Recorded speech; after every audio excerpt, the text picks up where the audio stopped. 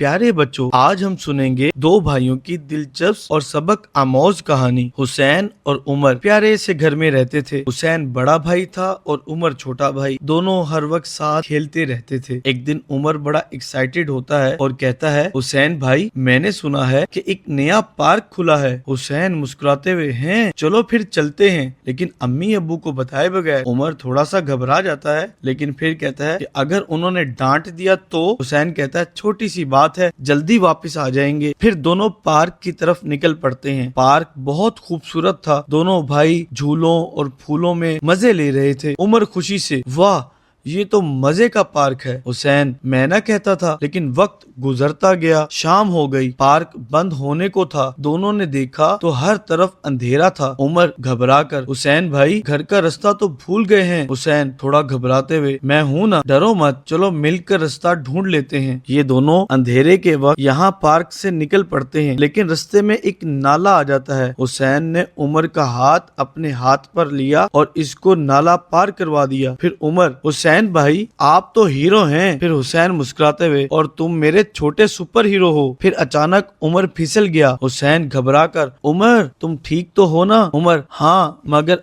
आप अब संभाल लेना। दोनों एक दूसरे का हाथ पकड़कर उठते हैं। दोनों घबरा जाते हैं कि रास्ता कहाँ को है घर का। तभी एक पुलिस वाले अंकल आए। बच्चों, इतनी रात को यहाँ क्या कर रहे हो? हुसैन बोलता है, हम घर का रास्ता भूल गए हैं। पुलिस वाले अंकल बोलते हैं, चलो मैं तुम्हें तुम्हारे घर छोड़ आता हूँ। और घर वाले यानी अम्मी और अब्बू दोनों इन बच्चों की वजह से बहुत परेशान हो रहे थे कि इतनी देर हो गई, ना जाने बच्चे कहाँ रह गए। पहले तो कभी ऐसा नहीं हुआ था। जब पुलिस वाले अंकल बच्चों को उनके घर ले जाते हैं, अम्मी अब्बू गुस्से से, हुसैन, उमर, तुम लोग बताए बगैर घर से बाहर क्यों निकले? उमर नरमी से, हमें माफ कर दें, हम दोबारा ऐसा नहीं करेंगे। हुसैन, हम वादा करते हैं कि अब कभी बगैर बताए घर से नहीं जाएंगे। अब्बू प्यार से बोलते हैं, बेटा, गलती सीखने का मौका होती है।